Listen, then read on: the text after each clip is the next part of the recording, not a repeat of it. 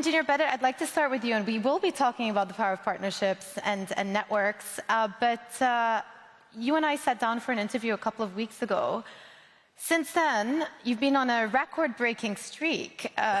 Record-breaking earnings came through yesterday, posting a 2.15 billion profit for the year. Also put in a record-breaking order for Boeing jets when President Trump was in the region last week. I'd like to point that success down to our interview a couple of weeks ago, but I think that's not the case. But let me just start with the Boeing order, because it did grab a lot of headlines around the world. Why did you make such a big order? Do you need that many jets? Joumanna, first of all, we have started this process, as we talked in our interview, since March, April 2024. And we've decided to create some sort of a competition between Boeing and Airbus, and both engine manufacturers, Rolls-Royce and GE, to make sure that we get the best proposal or the best offer from both engine manufacturers and aircraft manufacturers. And it was a very close call between all of them. It was, and at certain stage, it was leaning towards Airbus, then it went to Boeing. At the end, it was a very close call, and we decided to go to Boeing, who provided us with a better commercial and technical proposal. The reason for the order, it will cover the strategy of Qatar Airways till 2045. We'll start receiving the aircrafts from 2029 or May 2029. So basically, this ticks the boxes for us to continue our growth, to expand our fleet, to expand our network, as well as retire some of our older aircrafts that we have in our fleet. Yeah. So not worried about overcapacity in a time of increased competition? For the last few years, and from what we see in the industry, the demand is still there. We have demand that we cannot cater for. Our load factors are the highest in the industry and the highest in the history of Qatar Airways. We're talking about 85.6%. In certain sectors, we're talking about 95 to 96%. And we see this continues to be the case. So it seems like you've set in place an order that will cater to your longer-term vision. We're not going to see another order like this in the next few years from Qatar For the time being, this is the order we have placed until we see how the market evolves. Let's talk about in your earnings. You mentioned strategic partnerships that you put in place. One of them, of course, is the 25% stake in Virgin Australia. One of the drivers that have contributed towards your growth strategy. How has this helped contribute? The investment in Virgin Australia was basically, again, a strategic investment. As you're aware, for so many years, Qatar Airways struggled to get more traffic rights to fly into Australia. Australia is a very important market for us. We were limited to 21 flights on a weekly basis. So we have decided to go into this sort of partnership with Virgin Australia and have a wet lease agreement with them to add 28 more flights on a weekly basis. And by the end of the day, this is a win-win situation for all of us, Qatar Airways, Virgin Australia, and most importantly, the Australian consumers. We want to create competition which will drop the prices, will give the Australian consumers more options to choose from. And by the end of the day, the passengers will choose what's better for them. Jayne, let me turn to you. You were CEO of Virgin Australia at the time when this deal was announced, stepped down a couple of months ago. And so you were one of the architects of the deal. Just to pick up on what Engineer Badr was saying, that this ultimately isn't just about business, but also you have to think about the end user. You have to think about the Australian consumer. What are the final benefits to the Australian end user?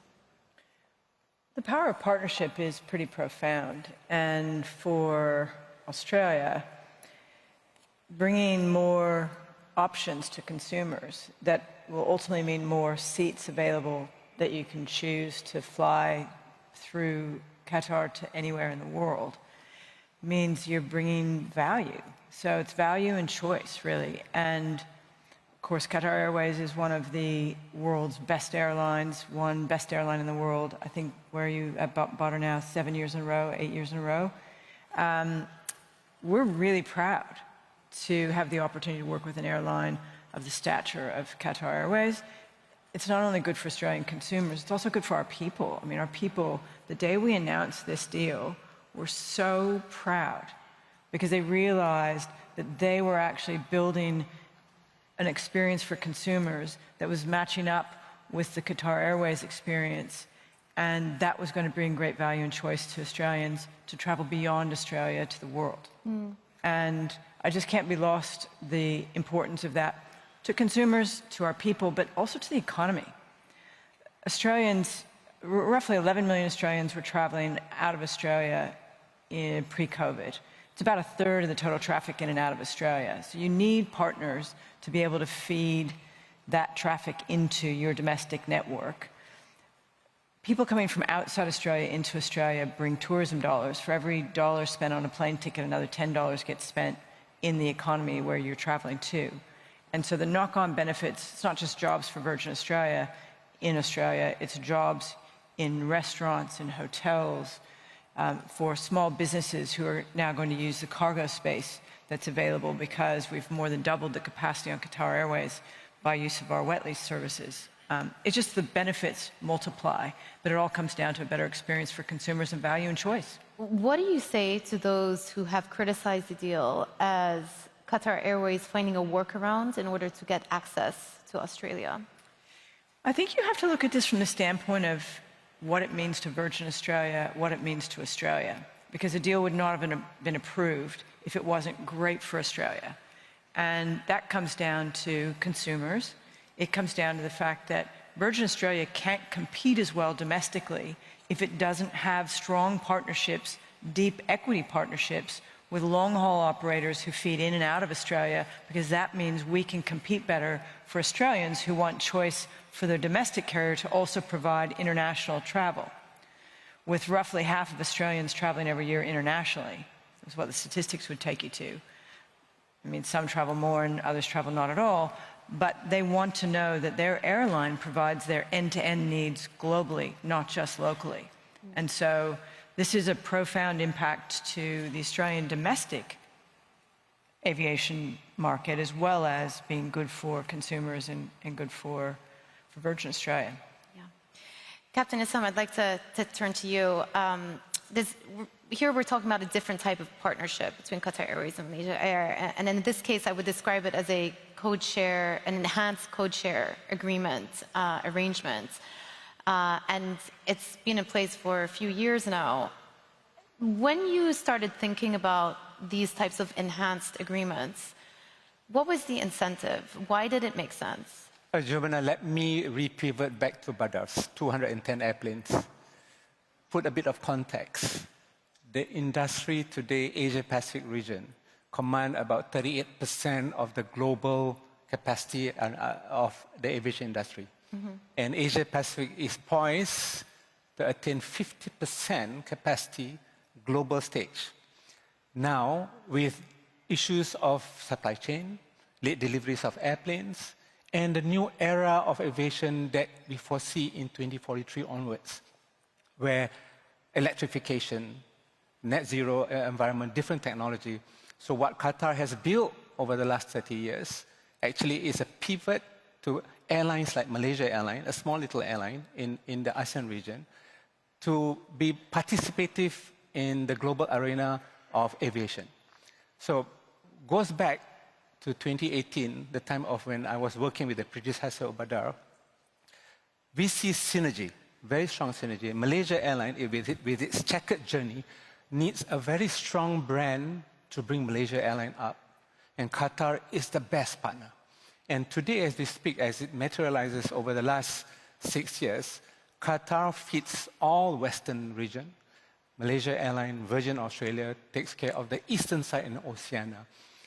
As we progresses with late deliveries of aeroplane, macroeconomics, geopolitics, that makes the supply chain very unpredictable, airlines today are shouldering aging airplanes.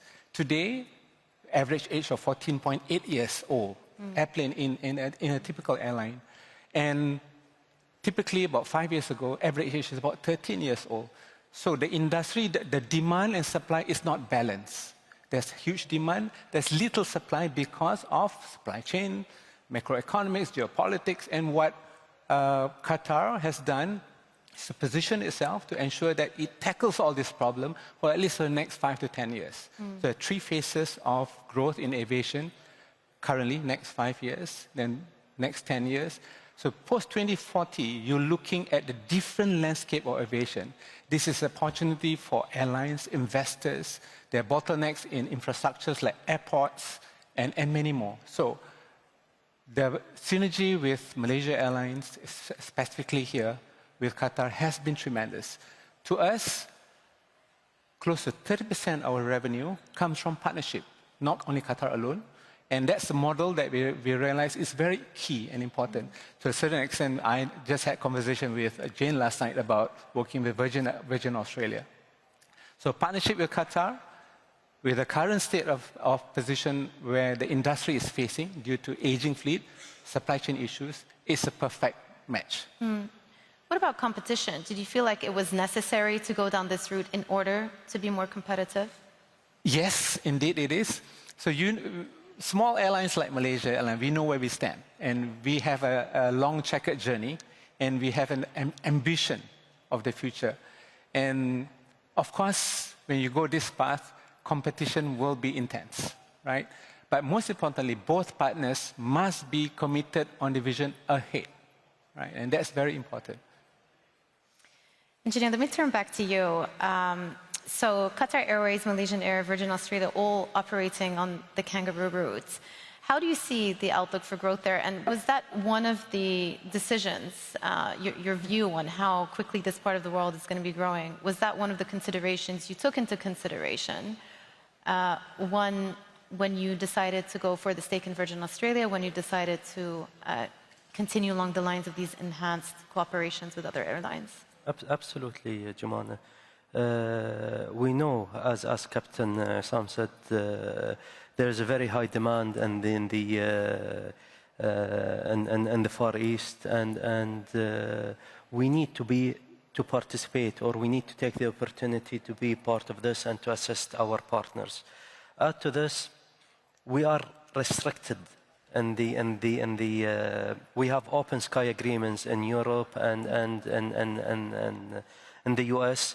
While in the eastern part of the world, we are limited, we are restricted by bilaterals, by a certain number of flights. So in order to create this sort of balance between East and West, we had to come up with different ideas. We had to come up with different scenarios in order to create this balance. And the best scenario was for us was to create this sort of partnership with the Virgin Australia, Malaysia, JAL, and the airlines, the partners that we have and operate in this part of the world. It's interesting what Izham was saying about also the supply chain issues being a factor as well. Because of the age of some of the fleets. Do you think that this is going to push more and more consolidation within the sector or your competition to go down this route of partnerships as well? I think, as you noticed lately, Joumanna, so many airlines are taking the path of basically trying to renovate and outfit their aircraft. They know their deliveries will continue to be delayed. And they know for them to continue to play a very strong role and to compete with other airlines, they need to take some actions. Other smaller airlines, we have noticed they keep shrinking, and bigger airlines will take their portion of the business. Yeah. Jayne, when you're thinking about these types of partnerships. We spoke about the end user, and of course, you're not just thinking about passenger travel, but you also have to think about other areas of cooperation, for example, sustainability. Is that what you think can distinguish airline partnerships today? So a deeper cooperation beyond just simple commercial terms? So I think partnership in aviation started with the knowledge that no one airline could provide a network to the world for regulatory reasons and just sheer capacity to operate that kind of scale and volume. And so you have smaller airlines and you have bigger airlines, and the smaller airlines, it's really important to partner with the bigger airlines, and that's about network and that's about customers. But the reality is that it's much more than that. It's much more than that. It is, for us, with respect to our partnership with Qatar Airways, this enables us to think much bigger. Not only to think more strategically about how we sell and market, which we're in the process of doing, but also how we leverage each other's strengths and protect each other's vulnerabilities. Mm-hmm. And that's everything from sustainable aviation, that is thinking about how we manage fleet orders together, how we think about managing fuel challenges together, how we think about managing people and opportunities for people and ensure that we can attract the best and brightest, not only in our head offices, but also, in our cabin crew and pilots and all the people that work around the airports. It's a really important piece of the strategy to think very big and very strategic about how we use this as a game changer opportunity to really create sustainable long-term competitive advantage. Captain Izham, would you like to weigh in on the other factors that should be taken into consideration beyond just the commercial when you're forging these partnerships? Joumanna, it's very important. The subject of conversation today is partnership, right? First and foremost, it must be a perfect match. And your question just now with regards to does sustainability plays an important criteria for partnership? Indeed it is. Indeed it is.